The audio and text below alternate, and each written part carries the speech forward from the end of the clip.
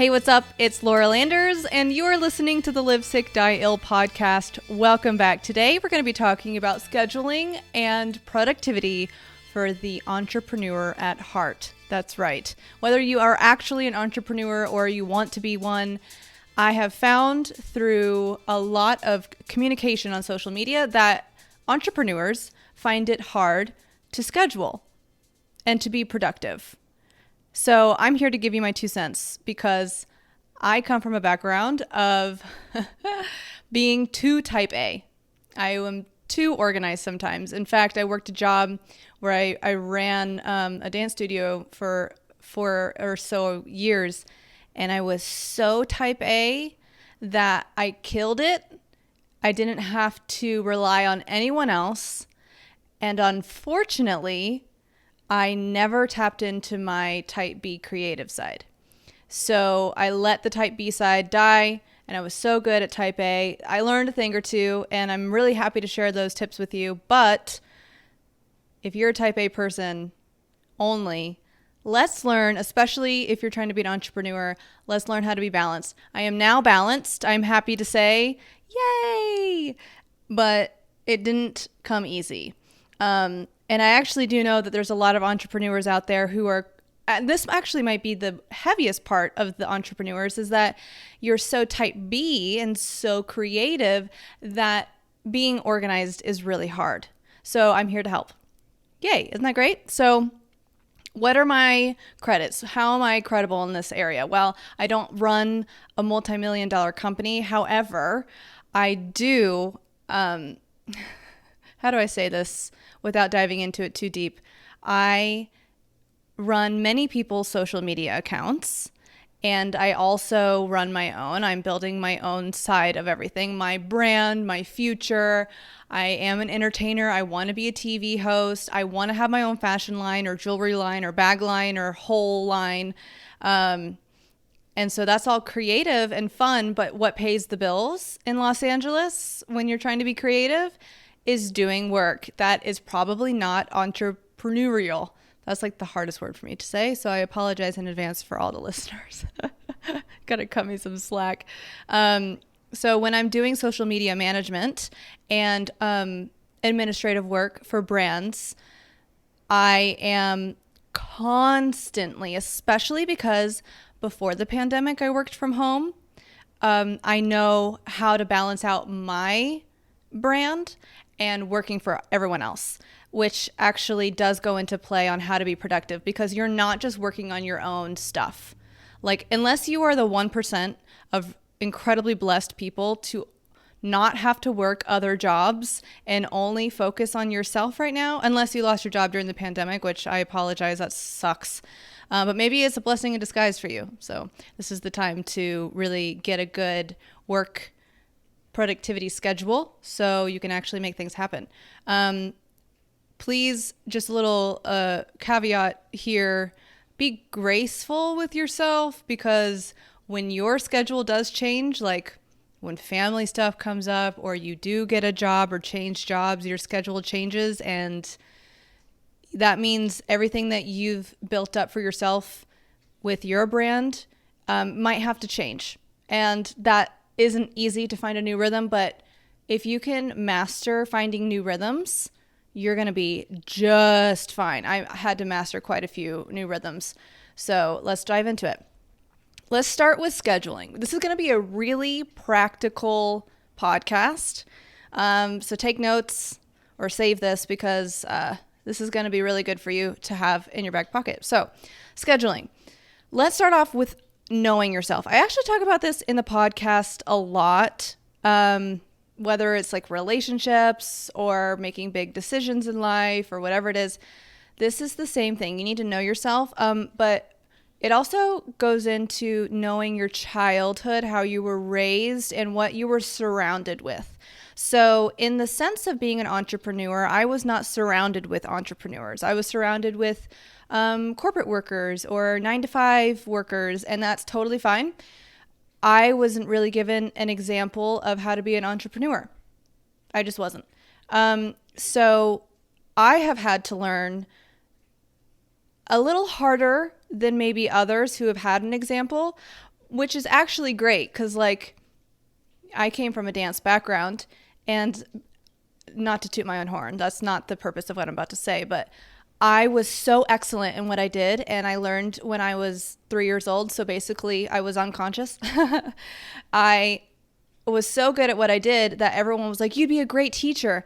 I tried to teach. I was so bad at it. So bad at it because it all came so easily to me that I didn't have to dissect what it took to get really, really good.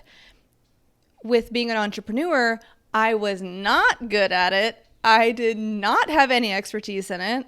I was truly just this lost fish in this new sea. It was like the current shifted and you had to learn how to swim a different way than everyone else that you have seen. And you didn't know what kind of strokes you should take. Is it like freestyle or breaststroke? I honestly don't even know what the swimming strokes are, so I apologize. What is it, a fly? I don't know. Sorry for all the swimmers out there. So funny. So now I feel like I can actually teach, not that I'm trying to be an entrepreneur teacher, but I do have tips, and it's because I learned them the hard way. So I'm happy to share them with you now. So once you know yourself, you know your childhood, you know your background, and you know whether you did have great examples or you didn't have great examples, that will help you move forward. That's like step 0, if you will. Like, that's not even the first step yet. It's just knowing. It's the baseline. It's your foundation. So then you can build on top of it. Because if you didn't know, I didn't have any entrepreneur examples, I was that way. And it was really hard for me to shift the way I mentally functioned and functioned physically in my day-to-day because I had never seen it from anyone else. And I'm a very template kind of person. I'm a very example-led kind of person. Maybe blame it on the dance world where you literally just like watch and repeat. I didn't have that with this. I didn't have someone's example. No one was like a day in the life of an entrepreneur, but for real. So I was thinking I needed to work 9 to 5, or people that are 9 to 5s give you advice and it's just not applicable for your way of life. So leave a comment below or DM me if you feel like this is something you want me to dive into a little bit more on my day-to-day, so you can have an example or a template, because it is very different than working a 9 to 5. Now, if you're someone who actually does work a 9 to 5 to make money, make the bills, but then you come home and you have this dream and passion and career you're wanting to go after, that's going to be a little bit different of a schedule, but we'll touch on that later. So know yourself, know your childhood, know your background, know your examples. Once you know that foundation of yours, it's going to be a lot easier to just know that you're on a different path and you can move forward with the examples you need to move on successfully. So the second thing I have for you with scheduling is some practical advice. So we're just going to dive in to a bunch of different things that actually a friend of mine on social media, she was really confused on this subject. Her Instagram is made by Danielle with 2 N's, and she compiled a list of things that people needed, or that people had help to give her help, excuse me for my stumbling of words. And one of those things was the Pomodoro method. And in my Still Classics planner right here that I'm opening, it actually already has the Pomodoro technique in it. So I'm just going to read it to you because I have not personally done this myself, but I have thought about it. I've just found a good way for me to go about things, which is very free and flowing because I like to have freedom. But if you're someone who does really well with a timer, this is going to be really good for you. So the Pomodoro Technique is a time management method developed by Francisco Cirillo in the late 1980s, so it's not too old. The technique uses a timer to break down the work into intervals, traditionally 25 minutes in length, separated by short breaks. So the Pomodoro Technique teaches you to work with time instead of struggling against it. So the first step, there's 5 steps with the Pomodoro Technique. The first step is to choose a task that you want to get done. Easy enough. The second thing is to set a timer for 25 minutes. All right. The third, within the second thing, you make a small oath to yourself, like, I will spend 25 minutes on this task and I will not interrupt myself no matter what. You put away your phone, turn off your emails, whatever you need to do to focus fully. Immerse yourself in the task for the next 25 minutes. Scott, sorry. Do you hear my dog barking in the background? I apologize. So immerse yourself in the task for 25 minutes. If you suddenly realize you have something else you need to do, write the task down on a sheet of paper. Then the third thing is, when the Pomodoro rings or the timer rings, put one check mark next to your task. Take a short break, breathe, meditate, grab a cup of coffee, stretch your legs, or do something else that's relaxing for you, anything non-work related. And then the fifth step, after every 4 Pomodoros and 4 check marks, take a long break. 20 or 30 minutes is perfect. Your brain is going to use this time to assimilate new information and rest before the next round of Pomodoros or the next round of timers. So that is the Pomodoro Technique. Thank you, Still Classics planner, for that. Could have found it on the internet, but I remember that I had it there. So that might help you if you're a timer-based person. If you're not, maybe begin your day with a ritual or a signal to start your work day, or that could even be at night. Like, let's say you work a 9 to 5 and you come home and you cook dinner and you spent time with your spouse and now it's time to get to work, but like you can't seem to get yourself to work.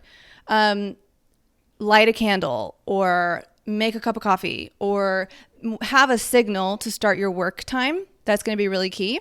I actually do that in the morning. I make my matcha, I sip it, and when I am done, it's time to get to work. Let's see what else there is. Figure out when you are the most productive and work during those hours. This can kind of be hard to manage if you work from home and you have to do other things for other people. So, like, it depends on the day, right? If I have scheduled a day where I want to do something big in my career, then I know that I'm going to do that specific project during my most productive times. Which my most productive times, I think I've found to be like late to mid-morning before lunchtime. So like from 10:30 to like 1:30. It's only a 2-3 hour window. But you can get a lot done in 2 to 3 hours. So that's like my key time during the day. I actually work best at night, like really late at night, but I'm trying to go to bed earlier because, you know, you're getting old and you got to sleep. Sucks.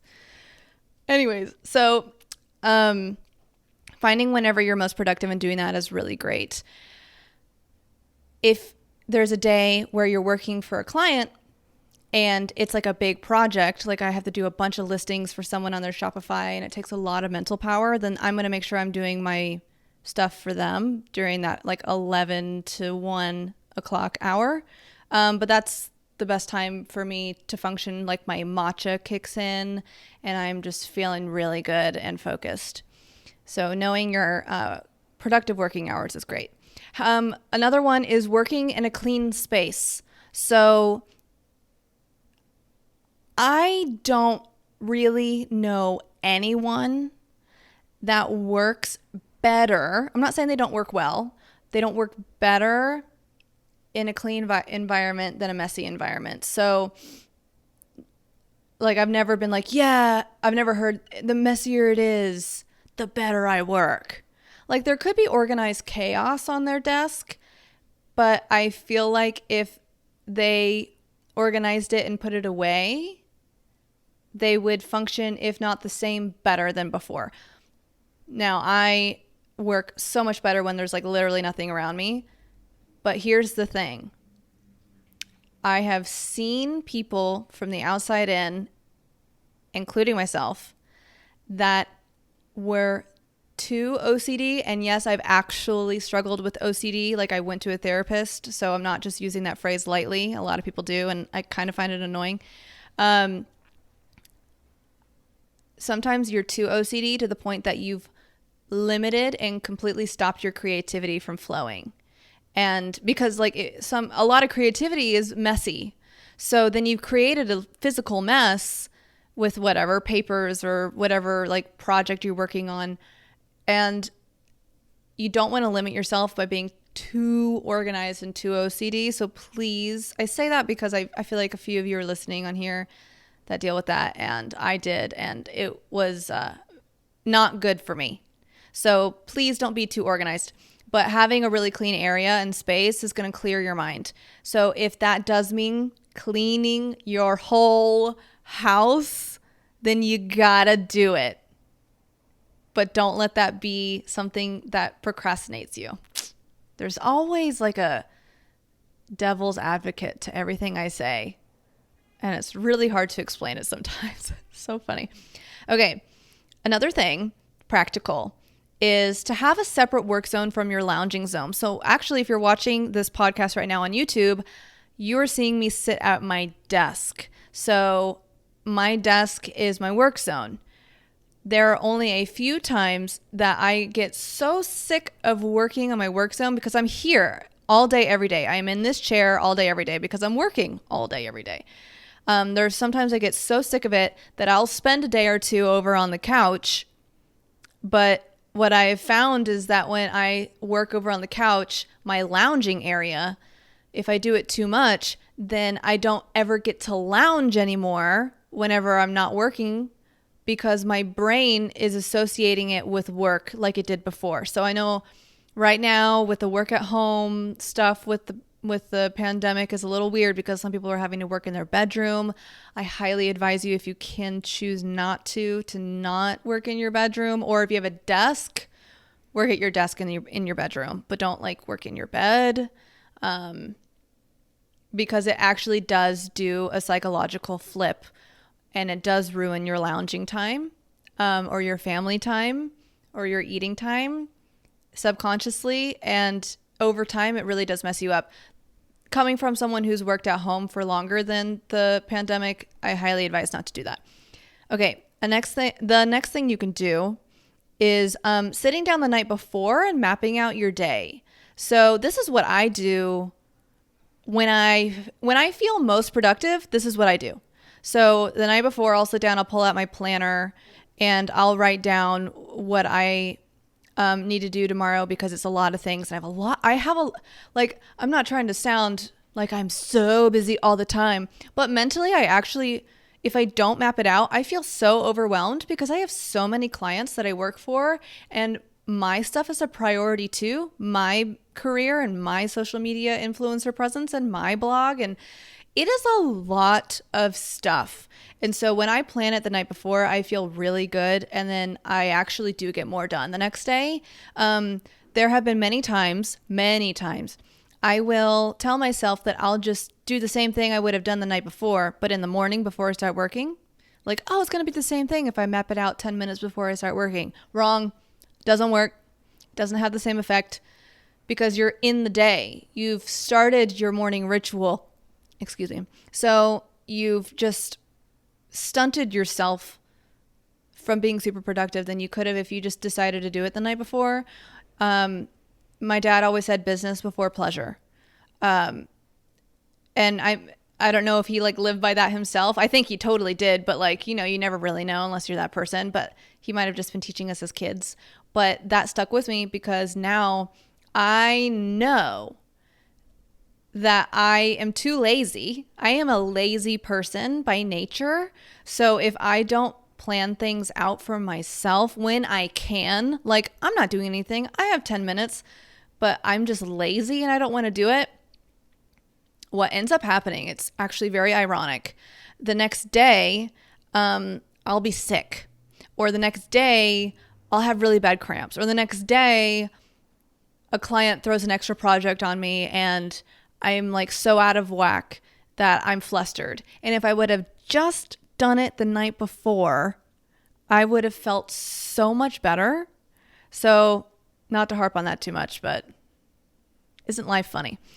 The next thing is to make a new list every week with the old and new tasks you have. So this one, I feel like people don't really think about this too much, but it is so helpful. And this is what I do all the time too. So I actually used to deem myself an organizational expert. I'm actually not an expert at this because the true definition of an expert is somebody who has a master trait within that, and within whatever it is. And I am technically not a master. I've just found out what works for me. So I'm an expert to myself because I've finally figured out myself. So that was just a side note. But if you have a list I actually use a day planner. So here we're getting into planners. Planners is my life. I'm not going to get into any more of that, but there's a day planner, weekly planner, and monthly planner, and everyone's minds work differently. So you may be a day person, a week person, or a month person. I am a little bit of all, but I am mainly, because I do so much on one day every day, I'm a day planner person. So I have a planner that has one page for a full day. And that's how it is, So there's only 2 days per open landscape on my planner. So what happens is after Monday, Tuesday, Wednesday, Thursday, Friday, there are things that I have taken from the day before, like from Monday, if I didn't finish it, it'll still be on the same open spread as the Tuesday. So then on Tuesday, I'll try to get the Monday one done. But then when you have to flip over to the next page, you're only looking at Wednesday and Thursday. So whatever I didn't finish on Monday and Tuesday, I bring over to Wednesday. And I try to complete it between Wednesday and Thursday. And then once you get to Friday, everything that you didn't get done, you need to make a new list for the next week with the new task, or just make a new list for the Monday, right? Take the old stuff and put it on that list. I know it sounds simple, but if you forget, that's when things slip through the cracks. That's when clients are going to get upset with you. Or worse, this is actually a deeper cut than the other ones I just said, is if you don't put the things that you're working on for yourself on that list that were old tasks, because then you're going to end up kicking yourself and feel like you're not progressing enough within your own entrepreneurial career. And it almost cuts deeper than just having a client be mad at you. You're like really like discussing, should I be doing this anymore, to yourself. It's just like a bad hole to get into. So make sure you bring along your old tasks with your new tasks, and don't forget to do that. If you're not a list person, I don't know how you get around in life. I actually would love for you to comment on how, if you're not that way, how do you make sure you don't forget things? Because it's like fascinating to me. So please let me know. Okay. So those were your practical tips on scheduling to help you be more productive. Let's move on.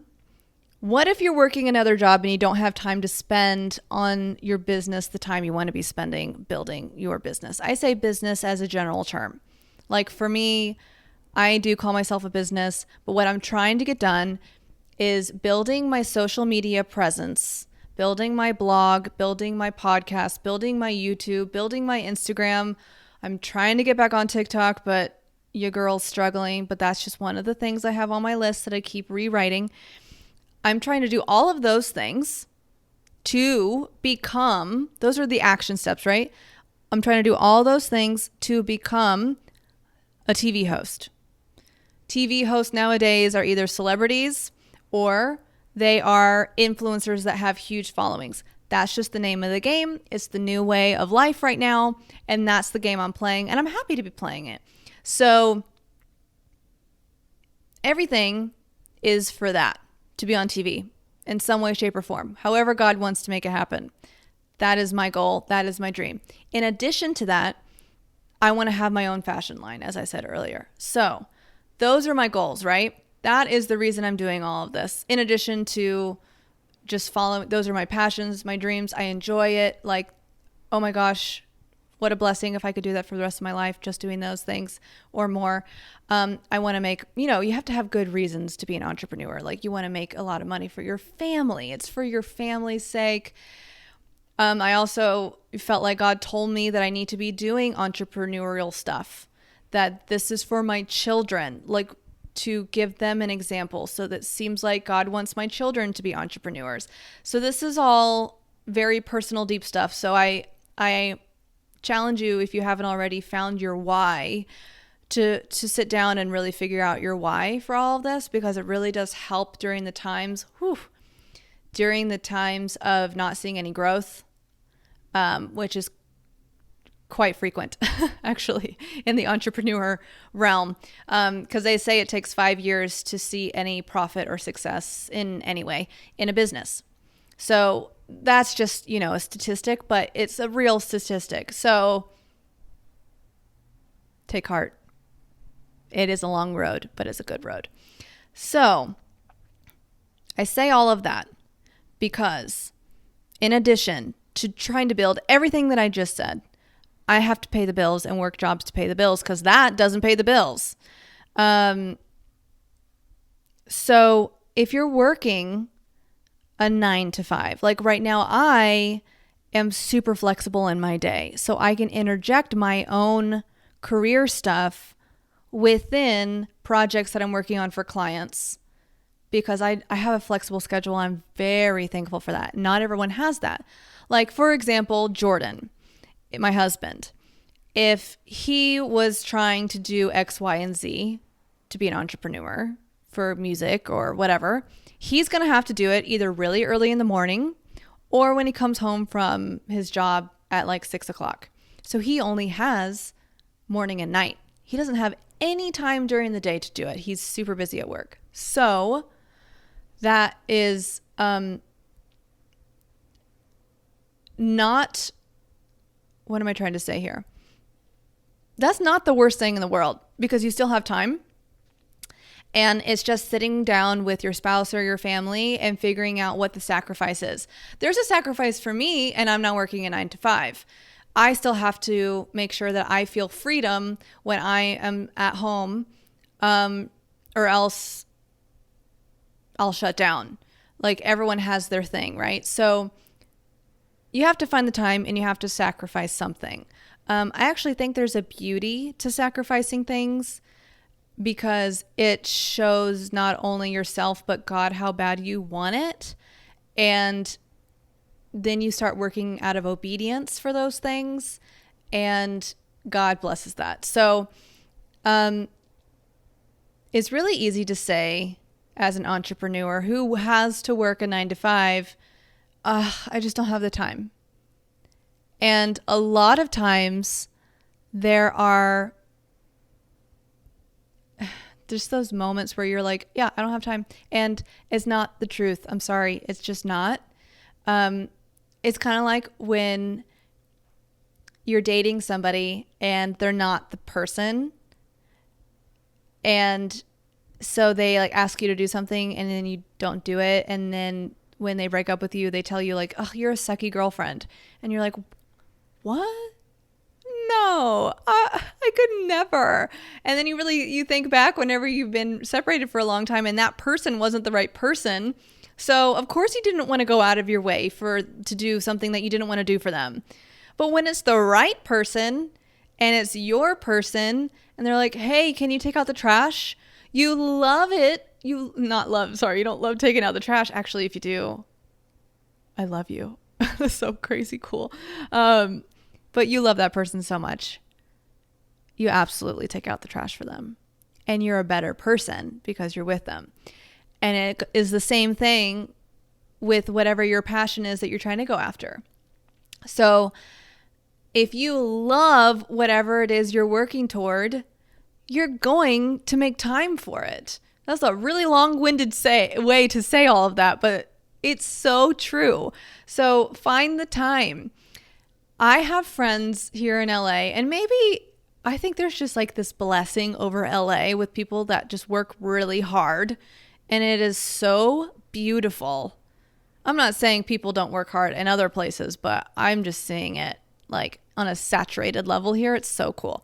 So I have a friend who works really hard, harder than me, harder than anyone I know, actually. She's got 2 kids, and she wants to make her career happen so bad that she puts her kids down. Her husband comes home from his 9 to 5, and then she has to sacrifice something. So she'll spend a little bit of time with her husband, and then from like 9 to midnight, she's hustling on her own stuff. Now, I actually used to hate the word hustling because I wasn't hustling and I was so afraid of it, and I like thought I was going to lose my life to it, but you're actually gaining so much in life when you hustle.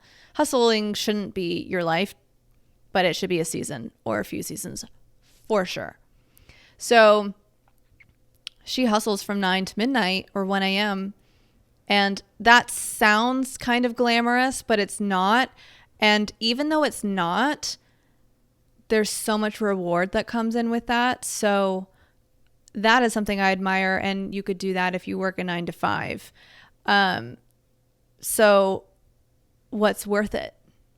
What's your sacrifice? Maybe you don't have a sacrifice. Maybe you don't have kids. Maybe you don't have a spouse, but you do work a 9 to 5 and you live alone or you live with roommates. So you come home and you've got from 6 p.m. to 11 p.m. to work on something. Don't waste your time. Do it. I wasted my time when I was younger. I would just love to get that time back. I don't regret it, but don't waste your time if you're listening to this, please. The next thing to do if you're working like a whole lot and you're struggling to find time to work on your own stuff is about the mindset. So choosing to work instead of having to work is the key to freedom, and having mental freedom allows you to get more done in a better time frame, which is just productivity in definition. So like when actually, I mean, I don't even work the 9 to 5. And when I'm home, I find that if I make myself work certain hours, like there's some people that work really well. If they say from 1 o'clock to 2 o'clock, I'm going to work for X client. And then from 2 o'clock to 3 o'clock, I'm going to have lunch. And then 3 o'clock to 4 o'clock, I'm going to, whatever, right? That's really good for them. That does not work for me, even though I am an organized person. Generally, that should work for me. It doesn't. Another thing I had to find out about myself, and hopefully this unlocks a door for you if you're this way, is that I must have freedom throughout my days. If I don't, I hate my life. I'm not kidding. I hate using the strong word. I hate my life. So what I have found is that if I can choose my own hours, in a sense, so I have actually ended up finding jobs where I can do that. There are jobs I didn't have or that I had that it didn't allow that, and I hated it. And so find a new job. Now I know we're in a pandemic. Laura, it's so hard to find a new job right now. Totally understand. However, God knows your heart and he knows your desires and your passions. When it is time for you to leave that job, God will allow you to leave that job. So you may have to learn a thing or two still while you're at your current job that you don't like, but doesn't mean you can't go apply for new jobs or interview for new jobs. Maybe they won't end up happening if it's not God's timing, but at least you're learning during that time and there's a chance you could get a new job. So, sorry, I don't mean to get off on these tangents, but these are really important things to say. There's like so much beauty in crafting your life the way you want with God. So now that I can choose, like, of course I have to work during my days, but I can choose within my time frame when I help my clients. That brings me so much joy. I do a really good job with those clients. I enjoy working for my clients, and I think they can tell that I enjoy working with them instead of having to work for them. So then I put it off, or I don't text them with such joy. There's just enjoying life throughout the little moments really matters. And to me, that's success. And I hope you get that if you don't already. And then the last thing I want to say is give yourself rest no matter what. So there are times in life you're not going to be able to get a full day of rest, especially if you have kids. I mean, there's just so much that goes into it on a personal level.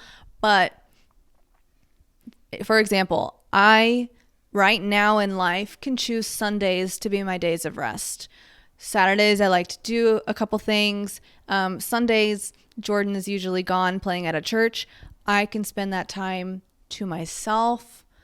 Rest looks different for everyone. That could be that you're literally vegging on the couch, or that could mean that you're spending time with God a little bit more that day than you would other days.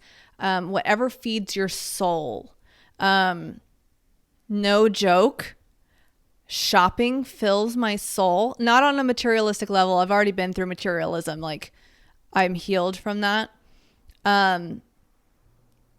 There's just, I talked about it on my Instagram. There's so much joy that goes into shopping. I'm not even going to get into that right now because, oh my gosh, I love it. Those kind of things are what allows me to rest. Like, because I don't get to do them throughout my week. And that's one of my favorite things to do. So I'll do that on a Sunday, even if it's like just looking online and not buying anything, but still it didn't have quite the same effect. But if you can't rest on a full day, rest half a day. I have to force myself not to rest. Like, force being very true, because specifically with social media management, social media never stops, except for maybe at 3 a.m. to 4 a.m.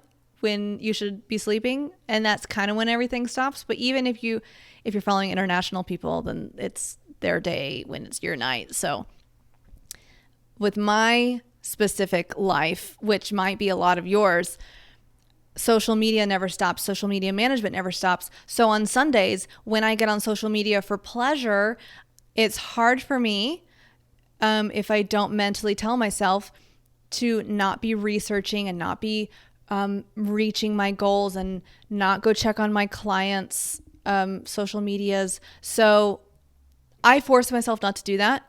And when I don't, even though it's work to force myself to rest, the benefits of forcing myself not to rest far outweigh the fact that I have to force myself. So I can confidently say, and I'm actually so happy to say this, that because I force myself to rest,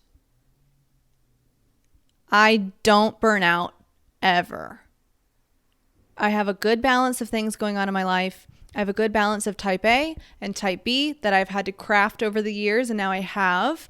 I enjoy what pays the bills. Not that I want to be doing it forever, like transparent. Of course, I want to be working for myself and being on TV and all that stuff. But right now,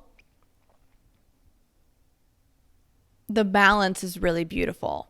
So I pray that you find the balance. But what comes with the balance is rest. You have to rest. Like, I'm going to keep saying it until you must rest. So, and that has to be at least half a day. And that's going to look different than what you may actually think rest looks like, because just like sitting and not doing anything might not be your form of rest. It honestly is to me, but like to Jordan, it won't. I actually talked about this when I used to have my morning matcha show. I had a whole rest episode and talked about how there was a day of rest where Jordan and I and our friends went hiking and we got out of the city, and it was like the best recovery day. And I would have never thought that rest in that form would help, and it totally did. So you can try new things. Try to find rest on the same days that your spouse finds rest, or as a family, try to find rest on the same day so that you can all enjoy it together. But that's my parting gift to you. So I hope you took notes, because I'm not going to recap all of this. It was a lot. I hope that you feel a little bit more productive, that you're excited to try new things, that you want to craft your schedule in your life, and reach out if you have any questions. Please feel free to follow us on our Instagram at Live Sick Die Ill Podcast. And you can follow me on my own podcast my own Instagram at It's Laura Landers. Or you can go to our website at www.itslauralanders.com/podcast and connect with us all over the place. We would love to see what you're up to and what you want to hear in the future. Did you enjoy this kind of a podcast that was a little bit more on the entrepreneurial, helping, scheduling, productivity side? Or do you like hearing things that are on a deeper level, such as like success not being everything, or making big life decisions, or dealing with dissatisfaction, let me know. Your feedback is what gives you the best content. So thank you for listening. Please subscribe, like, and follow us on YouTube. Follow us on any of the podcast platforms. And we'll catch you guys on the next episode. Peace.